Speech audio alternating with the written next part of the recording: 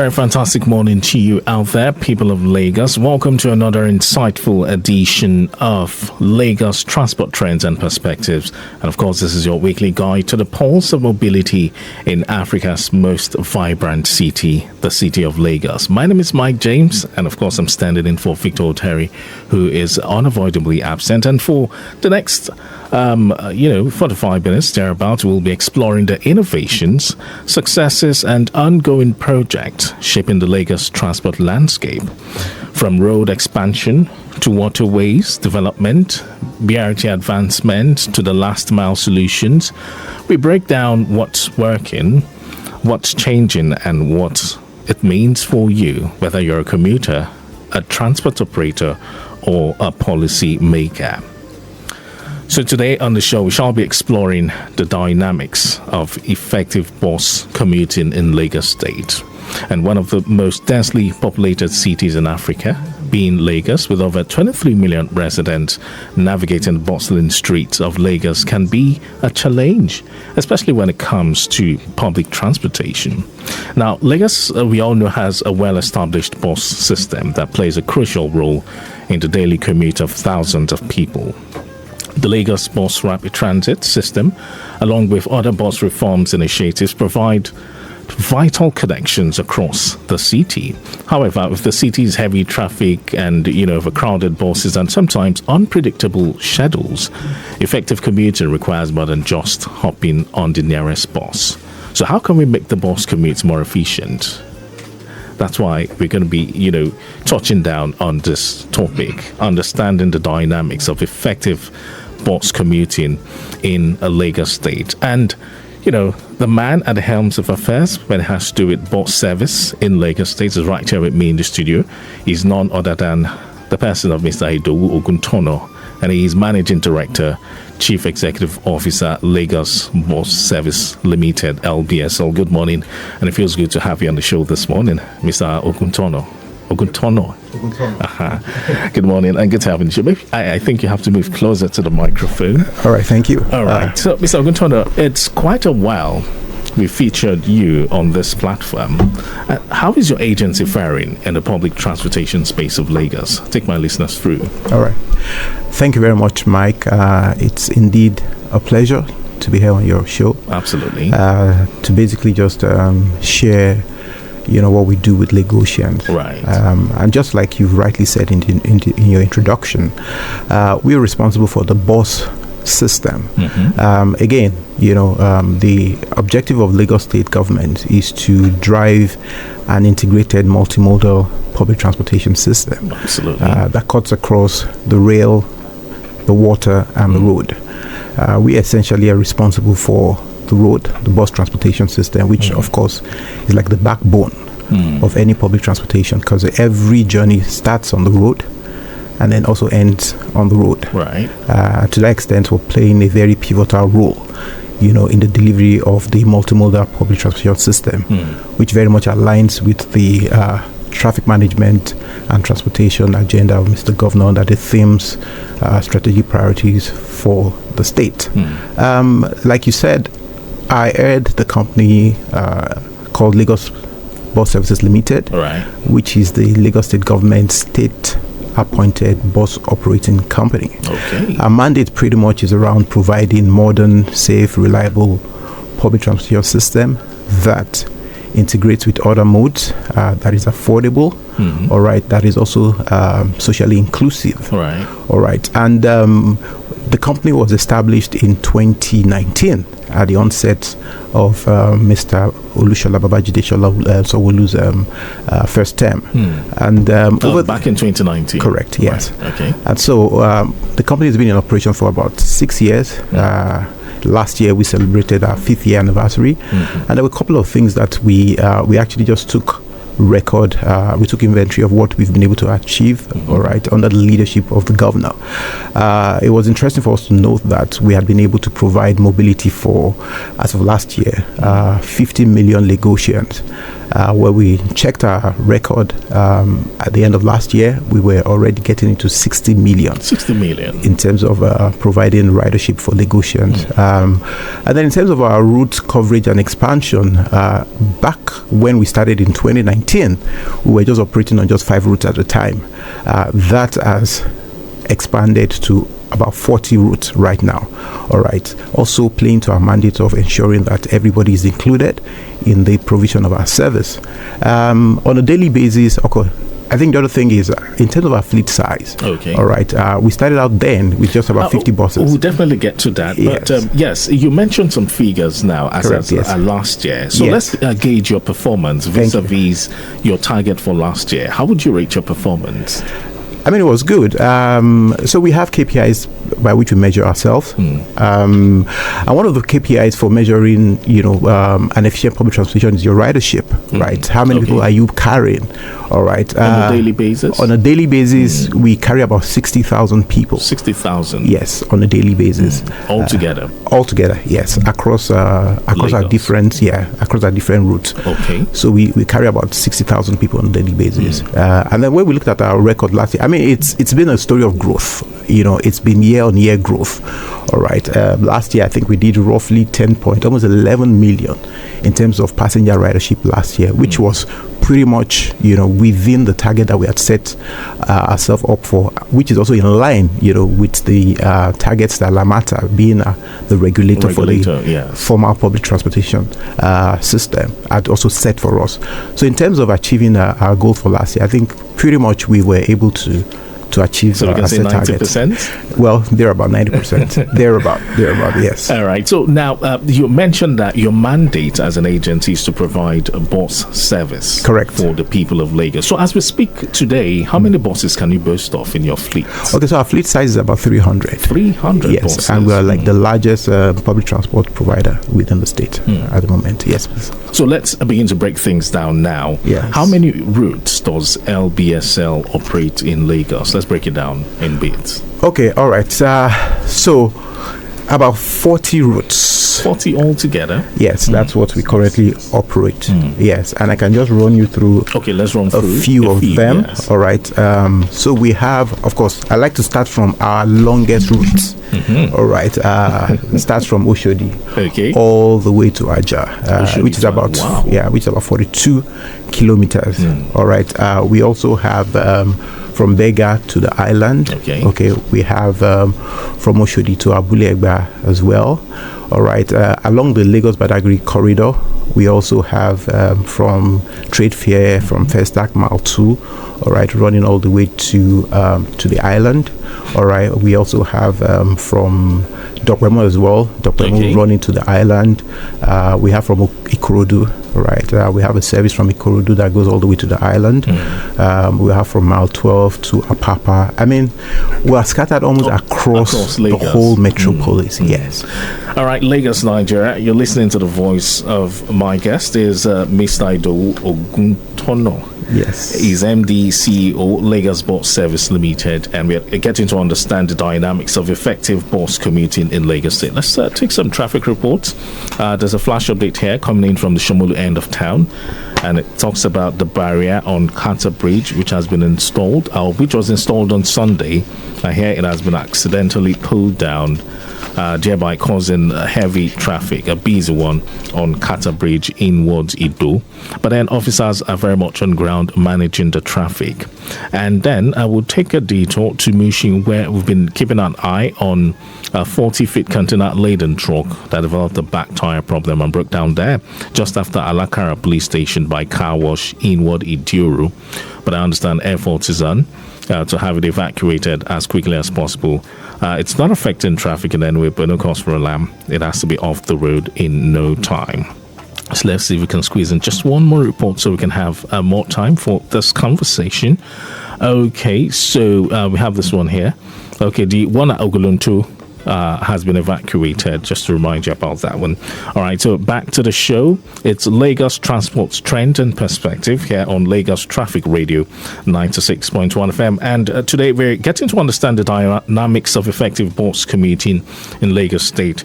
And I have Mr. Idowu Oguntona. He's Managing Director, CEO, Lagos Bus Service Limited. So we've talked about some of the routes LBSL operating in Lagos. Now, what initiatives have been implemented by the Lagos State government to improve bus commuting? And, what are the results so far? Let's begin with the initiatives implemented by the Lagos State government when it comes to improving commuting in Lagos. Yeah, absolutely. One of the things you want to achieve with your public transportation is want to provide options for commuters. And very clearly you can see that with the very active three modes that we currently have across the rail, the water, and the road. Commuters in Lagos are given options. Convenience is another thing. You want to use a public transportation system that is convenient. And one of the things that the state has done has been to provide some sort of ease of payment, through the Cowry card. The Cowry card is an automated collection system that ensures that issues around change, or low denomination challenges and all that are completely eradicated. As a commuter, you do not have to start thinking whether you've got the change to pay for your journey. Once you have your Cowry card, you are able to get on the service. And it also helps for that multimodal integration. And so, if for example you want to transit from a bus system to a rail system, using the same card, because it's an integrated platform, all right, you can easily just get up off your bus and then get on the train. I'll cite a specific example. So, for example, in Oshodi, all right, so we've got a service coming all the way from the island, terminating in Oshodi, Terminal 3 to be more specific. Right. So, for commuters that are coming from the island to the mainland and their final destination is somewhere around Agbado, for example. All right. So what they need to do is once they get off service at the Terminal 3 in Oshodi, they just cross over to the train station and with the use of the same Cowry card, all right, they just tap on the train and then they get on the train service. That provides some level of convenience for commuters, amongst other initiatives that the government is actually driving. So let's look at the results so far. How would you rate the results? Is it faring well, or people are still yet to key into this initiative? There's been massive adoption. The numbers speak for itself.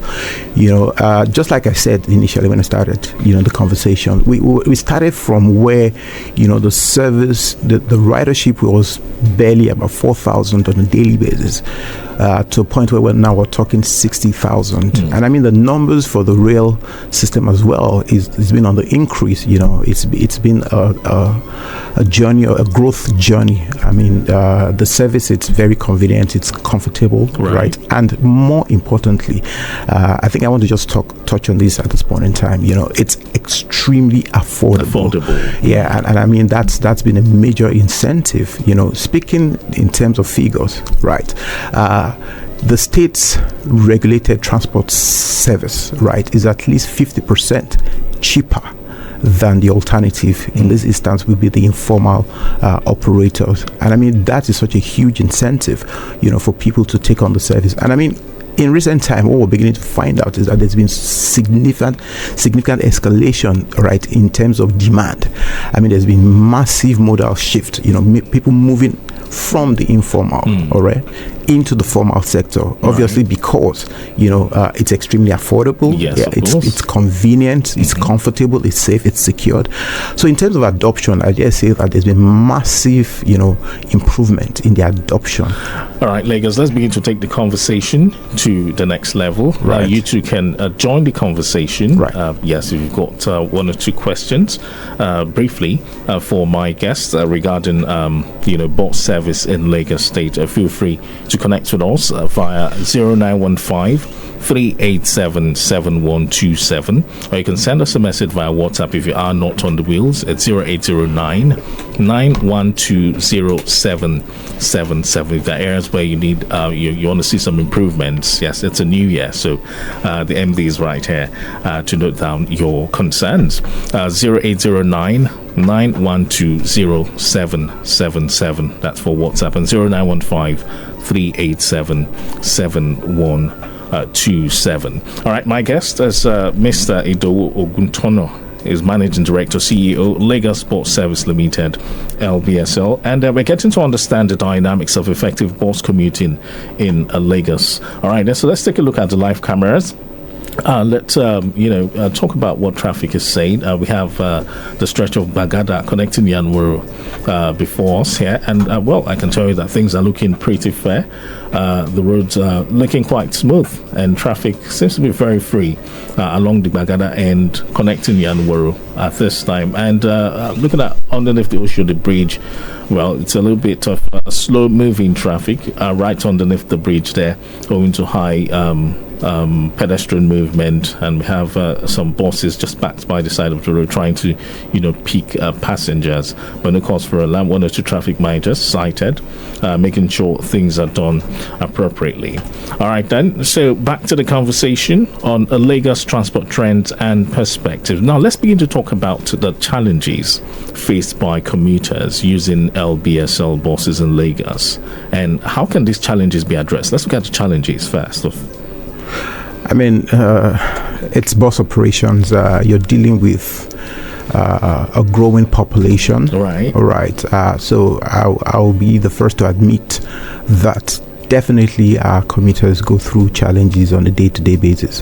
But again, that's the job that we have, to try and identify those challenges and see how we can provide solutions, to meet some of those challenges. The growing population, you say? Yeah, it's a growing population. I think Lagos is growing at a 5% year on year. So one of the challenges that clearly, all right, that we are a bit concerned about as management, and we continue to try and explore ways of tackling, is there's been increased demand. All right. So you have a situation where there are a lot of people now want you to service. Of course. Okay. Obviously. And unfortunately, there's just so much capacity that exists at this point in time. All right. So we're having instances where people stay a little bit long at the station. We are mindful of that, because we're a customer-centric organization. And, some of the things we've tried to do is to see how we can optimize our scheduling. All right. So that we can really deploy those buses in an optimal manner, to be able to cater to the demands, as they arise. So that is, for me, at this point in time, one of the biggest, challenges that we're facing. So are there plans to improve the number of buses on your clearly, fleet? without a doubt. Yeah, obviously, Lagos government is a government that is inclusive, right? And there's a huge private sector play in what the government does. Obviously, because the government does not have, the deep wallets to be able to cater to all, the public service requirement or public service need. Right. So one of the things that the state has been doing through Lamata is to onboard, private participation, right? So you have private people within that space that are also bringing in buses and are also giving licenses to also, provide the service. Okay. All right. Yeah. We are also partnering with other private organizations, obviously deploying our own expertise and our capability in running buses. For example, there is an ongoing partnership with Owando Clean Energy to deploy electric buses. Yes. Right. So there's that partnership that is ongoing, and the plan is that there's going to be some sort of scaling of those assets. So as we go into the year, there are conversations around collaborations and partnership to see that there is an improvement or an increase in the assets that are being deployed to be able to cater to some of these demands that we're beginning to observe. All right, Mr. Oguntona, I would like us to dwell a bit on bus operations and management. Right. Let's look at some of the key factors that determine the efficiency and effectiveness of bus operations under your fleet. Yeah. All right. So every bus operation will start out with planning. All right. Planning, you say. So you've got to plan. All right. I have X number of routes, right? What is the demand on those routes? What will be the number of buses to deploy, right? Do I have the manpower to be able to deploy? Right, then you start running your schedules. Okay, I'm going to have this driver on this bus at this time at the station. All right, and then of course you also now deploy the service. Okay. So every effective transportation system will start with planning and scheduling. I mean, the better you're planning, the more likely you're going to succeed, or you're going to have an efficient public transportation system. So it starts from there. And then the other thing will now be around the asset itself. Okay. All right. What is the status of your asset? All right. Are they in a proper shape? All right. So you now start talking about your maintenance culture and strategy, right? So we ensure that we maintain these buses, all right, on a routine basis. Okay. So you have what you call your routine maintenance, which will typically happen, when you either achieve 15,000 kilometer mileage on the asset or 3 months. Okay, so you ensure that you are able to maintain those assets. And then there are times that, of course, you have some defects on the buses. For example, maybe there's a problem with the headlights, the wiper, the inner lights, the tire, and all of that. So you take the buses into for corrective maintenance. All right. So on top of your planning, you're also ensuring that your maintenance, you've got a very, very robust maintenance system in place that ensures that in terms of the uptime or the availability of your buses, you're high up there, right? So we've got a maintenance facility that is a state-of-the-art facility, and then we've got personnel that are adequately well trained, all right? So you ensure that the buses are being well maintained. The other thing is, of course, if you do not fuel this asset, there's no way you can deploy them, and that's no way. There's no way in the world you're going to be able to, So you also has that been a challenge, considering the rise in the cost of fueling and all that? Without a doubt, yeah, that is one of our biggest challenge, our cost of energy. I mean, we've moved from about 200 naira to a liter to now average of 1,150, 1,200. That's a drastic one. Over 500%. Right. But guess what? This is public transportation. It's a public service. So you cannot easily just transfer the price, all right, to the commuters. You cannot. Otherwise, you will defeat one of the fundamental, objective of public transportation or public service, which is affordability.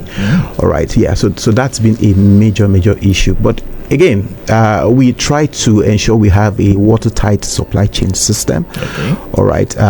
Where we are dealing with Idowu Oil and Gas, another partner. Okay. Another agency. Some sort of partnership. So there's some sort of partnership. So within our depots, we've got fuel dumps, right? So we're not having to do spot purchase and all of that. So we can leverage economies of scale with Idowu Oil and Gas, for example, right? So as much as possible, we ensure that there's minimal disruption as far as fueling is concerned. So I mean, you have all of this, moving element or moving parts that you've got to cater to ensure that you're able to deploy your services as efficiently and as reliably as possible. So which route would you say has the highest demand for your service? So it will be the Oshodi, Abule Egba. And it's a simple reason. Abule Egba is densely populated, number one. And then number two, there is a BRT corridor there. All right. So that is by far the route with the highest ridership or the demand, if you like. 0915-387-7127, 0809-912-0777. We're getting to understand the dynamics of effective bus commuting in Lagos State. And my guest, Mr. Idowu Oguntona, Managing Director, Chief Executive Officer, Lagos Bus Service Limited, LBSL. A quick traffic update. We have this one here that talks about construction work ongoing at Doini bus stop.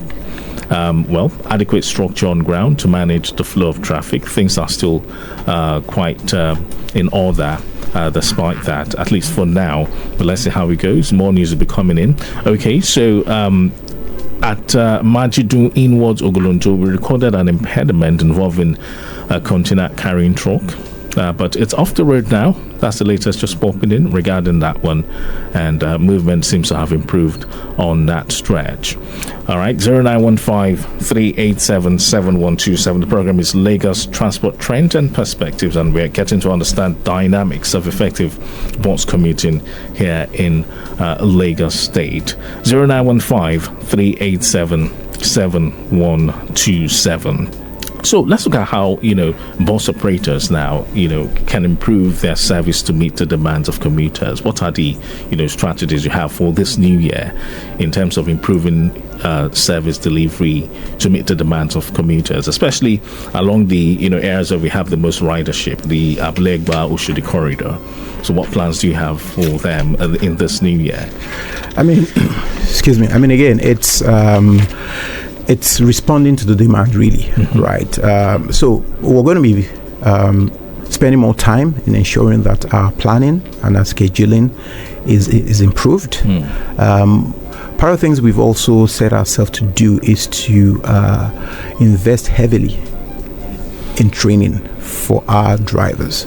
Okay. I mean, there are basically two platforms within which, upon which we deliver our service. It's the people and the asset, right? Absolutely. And the people now, we're talking essentially about the drivers. That's your all right? operators. The captains, like we call them, Yes. the drivers, the captains, like we call them. I mean, you can have the best of assets, but if you do not have the right captains, the right workforce that are well trained, well equipped, motivated and all that, at the end of the day, it's going to impact on your service delivery. Yes, because I was going to get to that. A lot of customers have, complained about, the way the operators relate with customers. Yeah. Especially when it has to do with payment, and all that. And some have said, "Oh, these people are rude and all that." They act like, "Hey, they don't really give a hoot." If you don't, go and use an alternative and all have that. An option, and all that. So, are there plans to have you, as such report come to your desk? Have you had? We get numerous reports on a day-to-day basis. We've got a feedback mechanism through our social media platforms, our telephone numbers, and we get lots of complaints. But it's also important to state at this point that we are not the only operators, and I mean, some of those incidents are with other operators. However, one of the things that we've done is we're very particular about our frontline staff, right? Because they are the custodian of our brand, of the image of the company, all right?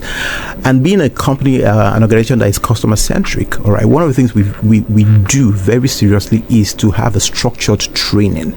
I mean, we've got training on a quarterly basis. As we speak, we are actually into a 2-week training that started a week ago, where we pull in all the drivers, all right, and we have different agencies of government. For example, we have Lamata, Lamata, speaking to them about professionalism, right? These are professionals, right? So you have Lamata engaging them to let them know what is expected of them as professional drivers, what should be their conduct, what are the do's and the don'ts, right? We have LASMA, for example, also educating them on traffic laws, traffic rules, infractions and implications of those infractions and all that. We also have LASTRI, who we also work very closely with, and they are part of this training that is ongoing as we speak.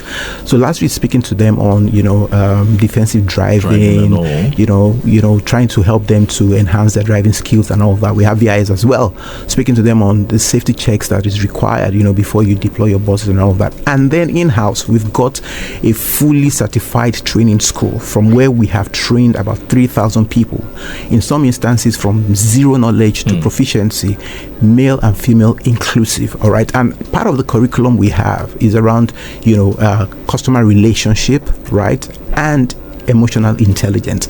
I mean, on the average, on a daily basis, a driver will interface with at least 150 passengers on a daily basis, so you need to equip that driver with the right skill set in dealing with people. People can come that, you can have passengers that are in a bad mood, and all that, so yes, we know that, they have all those challenges, right? But from our angle as management, we recognize the need to adequately equip our drivers, right? That when you're dealing with people, you can have irate passengers at some point. That's not the time for you to also get, angry or worked up and all of that. I mean, it's an ongoing process. We're not there. I have a reaction here from Saliu in Abulegba, and is asking a question: what criteria must be met before one can, join or become it? I think he wants to know the criteria to be met before he can become a captain. Minimum will be first school living certificate, because you need to be able to read and write. You need to be able to understand road signs. Some of those buses are quite modern. You need to be able to read some of the signs on the buses so that you can handle them properly, all right? And then we will now assess your level of competence, right? We have a training school. So we take you into the training school, we do a classroom assessment, and we do a practical assessment. Now, depending on where we grade you, when we identify a competency gap, right, we now take you on a structured training to ensure that we bring you up to speed. And then when you finish the classroom, we actually also have simulators. So before we put you behind any wheel, you go through, the curriculum, right? Then you go through a simulated driving environment with our simulators, and then thereafter we now take you on the field for a guided training as well. Now it is up until you check all these boxes that we now are able to certify you, of course working with LASRI as well. So you have to go through all of that, because we cannot just commit the life of Lagosians, very precious, into the hand of the novice, right? So we need to ensure that we check all those boxes. You are a bit lettered, you can read, you can write, you can speak, all right, you can converse intelligently, and then of course we now test your technical skill, your competence level, and then we take you into our training school, and then we take you through a structured training. And if you pass at the end of the day, it is only when you successfully finish the training curriculum that you can now become a bus captain within our organization. All right, Shola is connecting with us from Ogba and is asking, is there room for partnership? Oh, absolutely. Yeah. Private sector partnership? Absolutely. That's we're in a world of collaboration. Right. So it's bringing your comparative advantage, bringing it together and leveraging the power of synergy. If there are people within the private sector that have the capital, all right, we can always come into partnership with them, all right. We can always come into partnership with them. Oh, absolutely, yeah. So I'll be providing our numbers at the end of this conversation, so that people can reach out to us and then we can have the conversation. All right, Lagos, Nigeria. It's still Lagos Transport Trends and Perspectives, understanding the dynamics of effective bus commuting in Lagos State. That's what we're all about this morning. Let's not forget construction work ongoing at Doyin bus stop.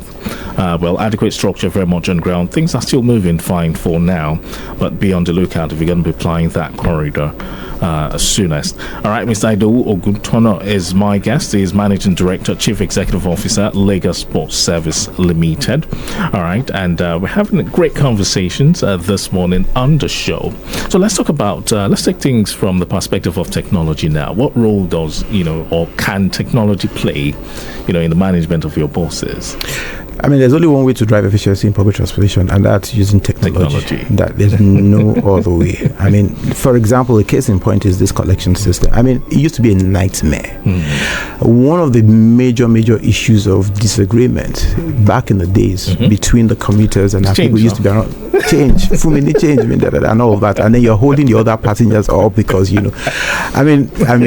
but now all of that is like it never happened. So it's like we've never. The carry card is there. It gives that convenience, it gives that comfort, to commuters, right?